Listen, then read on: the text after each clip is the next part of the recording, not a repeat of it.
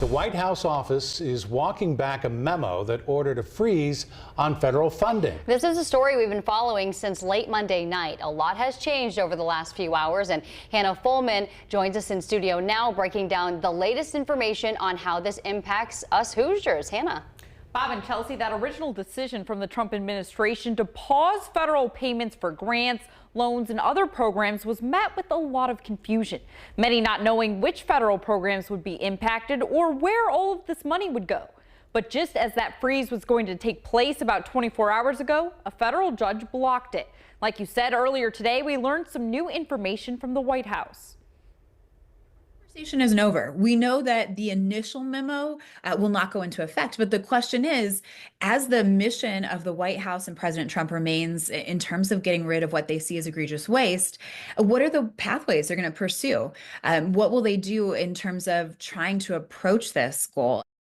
The goal of the original memo was to review federal spending. The White House wants to ensure grants and funds align with President Trump's goals. The White House says under this order, federal assistance to individuals will not be affected. We reported yesterday that would mean Social Security, Medicare, food stamps, student loans, and scholarships should be secured. The White House says despite pulling this memo, the executive order is still on the table and will be rigorously implemented. We spoke to Senator Jim Banks earlier today before the Office of Management and Budget's announcement. He said that he welcomes the president's review of spending plans. When we have a $35 trillion national debt, we have waste, fraud, and abuse all through the federal government. Thank you, President Trump, for taking seriously how our taxpayer dollars are being spent. Meanwhile, Democrats have strongly opposed the orders. They claim any pause in funding sources for these programs could hurt the people who rely on them.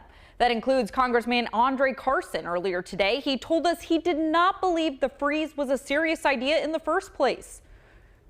I think what President Trump likes to do is he likes to create chaos and come in to save the day.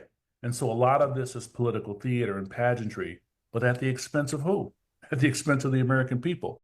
The White House says it's still planning to put a hold on federal funding and review what projects will get money. Again, the goal of Trump's agenda is to reduce egregious financial spending, which could total up to billions of dollars. Of course, we will continue to provide you the latest updates on air and online. For now in the studio, I'm Hannah Fullman.